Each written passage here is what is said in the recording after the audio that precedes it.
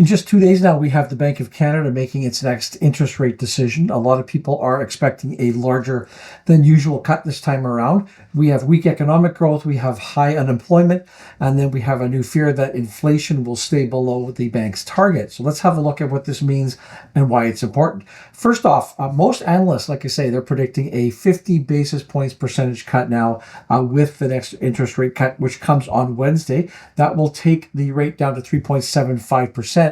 And this follows 3 consecutive quarter point cuts.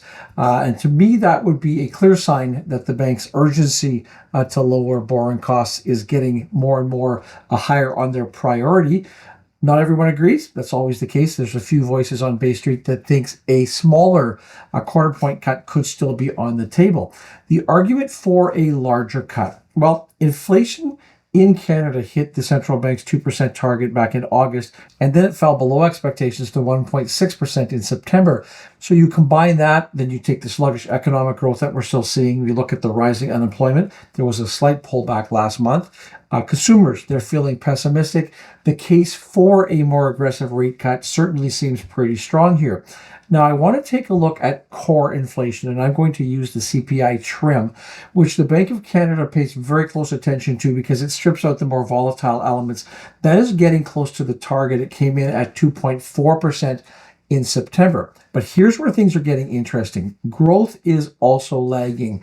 The Bank of Canada had hoped for a 2.8% annualized GDP growth in the third quarter, but the latest numbers, or the latest data rather, suggest that a number close to 1 or 1.5% might be the actual results there. So then you throw in the headwinds. We've got this big mortgage reset phase that we're going to be going through now, new immigration caps. The picture really doesn't get any brighter.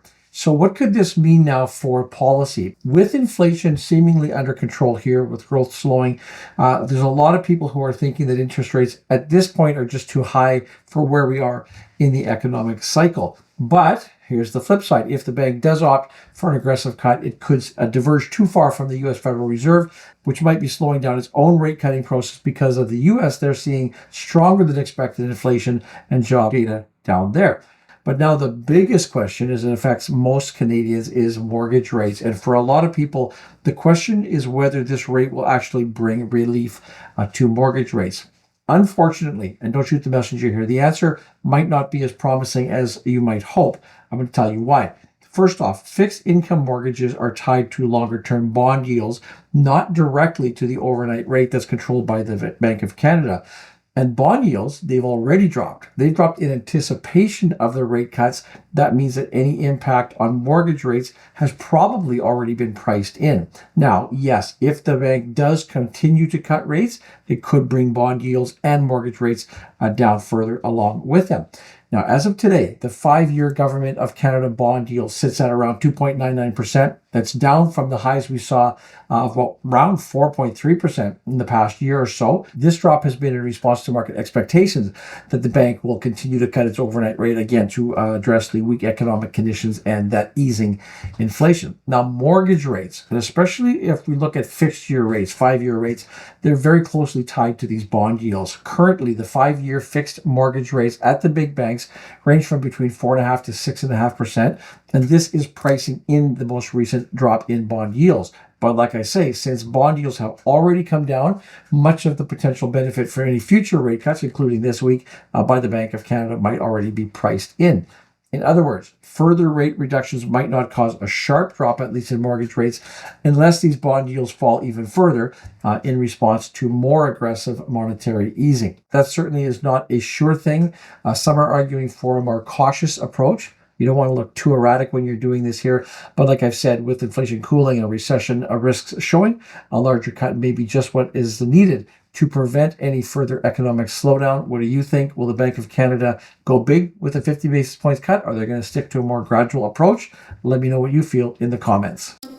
A lot of people are wondering these days how the U.S. election results might impact their investments. And on this topic, I'm excited for an upcoming event. Professor Jeremy Siegel, he's one of the top financial minds out there, and he will be joining Michael Kovacs, who's the president and CEO of Harvest ETFs. And together, they're going to break down the market outlook post-election. I know I'm really looking forward to hearing their insights on how we can position our portfolios for what might be coming. This really is a presentation that you don't want to miss. I'll be logging in. You can join me by registering for the event. It's happening Thursday, November the 14th at 4 p.m. Eastern Standard Time. I will put a registration link in the description of this video. Hope to see you there. New condo sales in Toronto area have hit an almost 30-year low recently. According to the latest report from Urbanation, only 567 units were sold in the third quarter. That is an 81% drop compared with last year and 87% below the latest 10-year average for this time period. That is the slowest now since 1995. So what is happening? Why is there this slowdown?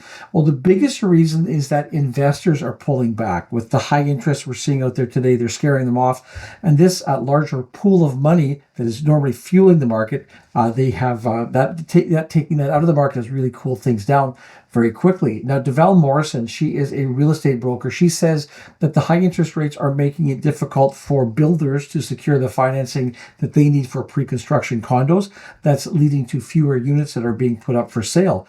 Another reason? Well, pre-construction condos, they're way more expensive than the resale ones.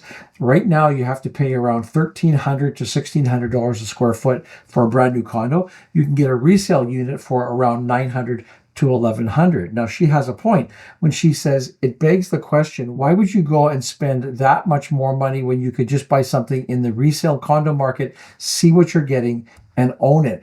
Now, to make things even worse for builders, there's a number of projects right now that are being turned into rentals, or they're just simply being delayed or even canceled. In the third quarter alone, over 2,200 condo units were either paused or canceled. So yeah, if you're thinking about jumping into the condo market, it's a bit of a tough one right now. Might be worth kind of waiting this one out. We see this big oversupply of unsold condos. It definitely is possible that prices might drop even more if the market doesn't pick up soon.